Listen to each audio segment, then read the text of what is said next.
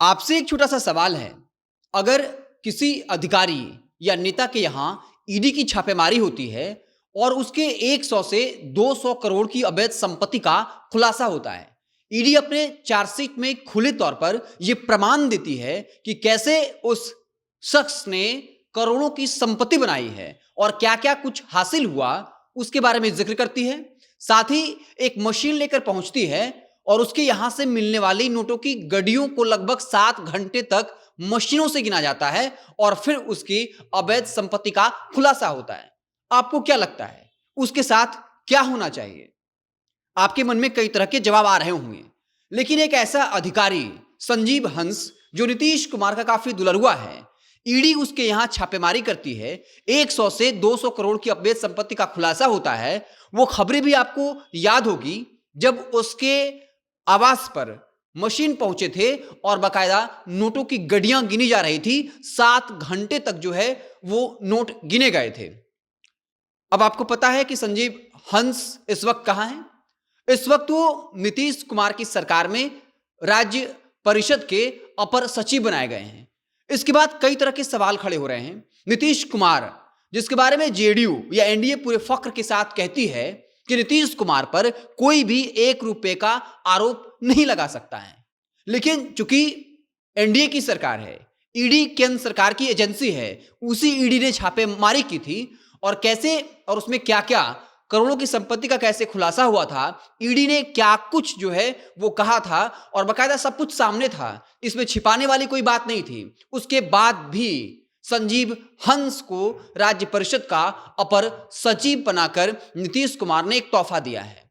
संजीव हंस जो नीतीश कुमार के काफी करीबी माने जाते हैं, आखिर संजीव हंस पर कौन कौन से आरोप लगे थे, क्या क्या घोटाले के आरोप लगे थे, वो हम आपको बताते हैं।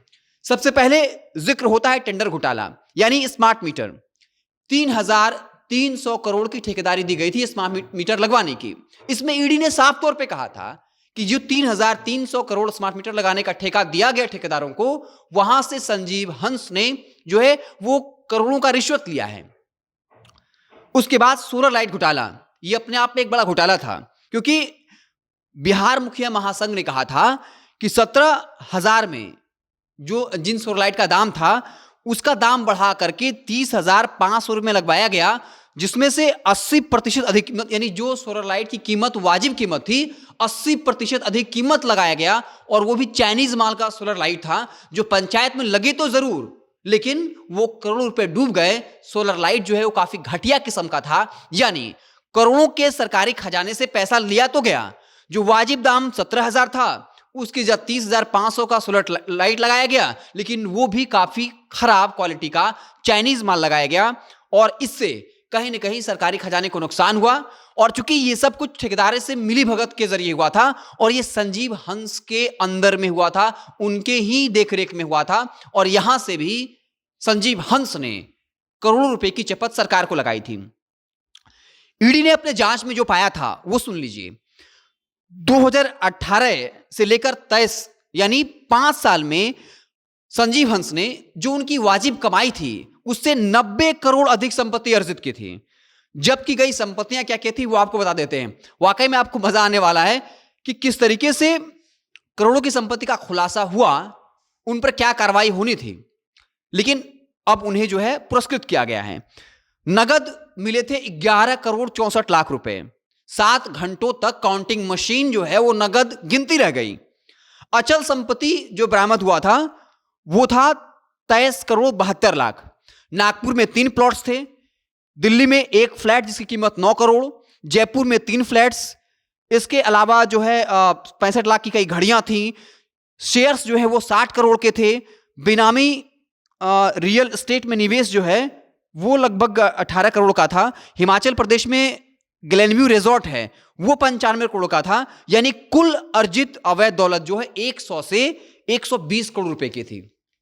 आप समझिए, जहां एक तरफ बहुत मामूली सी जमीन को लेकर के ईडी कार्रवाई करती है, जेल भी भेजती है, कई लोग ऐसे जेल में भी बंद हैं, लेकिन संजीव हंस जिन पर ईडी कार्रवाई करती है, करोड़ों की संपत्ति का खुलासा होता है, और उसके बाद जो नीतीश कुमार अपनी छवि को लेकर इतने फिक्रमंद होते हैं, इतने फिक्रमंद होते हैं कि मेवालाल चौधरी जो मंत्री होते हैं उन पर आरोप लगता है। नीतीश कुमार कहते हैं कि आपको स्पष्टीकरण देना होगा, नहीं तो इस्तीफा दीजिए।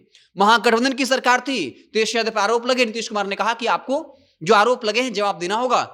जवाब नहीं दिया, नीतीश कुमार संतुष्ट नहीं हुए, महागठबंधन की सरकार छोड़कर एनडीए के साथ चले आए। लेकिन यहां संजीव हंस, जिन पर ईडी कार्रवाई करती है, ईडी केंद्रीय एजेंसी है, 100 से 120 करोड़ की संपत्ति का खुलासा होता है, उसके बाद भी संजीव हंस को राज्य परिषद का अपर सचिव बना दिया जाता है। आखिर कैसी साठगांठ है, आखिर इतना प्रिय जो है वो संजीव हंस नीतीश कुमार की क्यों है? और ये सवाल तो खड़ा करता है, ये सवाल खड़ा करता है कि वाकई में नीतीश कुमार जिस ट्रांसपेरेंसी की बात करते हैं, जिस जीरो टॉलरेंस करप्शन को लेकर बात करते हैं, क्या वो कहने को कुछ और है और करने को कुछ और है? क्या हाथे के दांत खाने को और हैं, दिखाने को और हैं? आपको क्या कुछ लगता है? कमेंट बॉक्स में जरूर बताइएगा। आप हमें फेसबुक पर देख रहे हैं तो पेज को लाइक कर लीजिए, यूट्यूब चैनल को सब्सक्राइब कर लीजिए। बहुत बहुत धन्यवाद।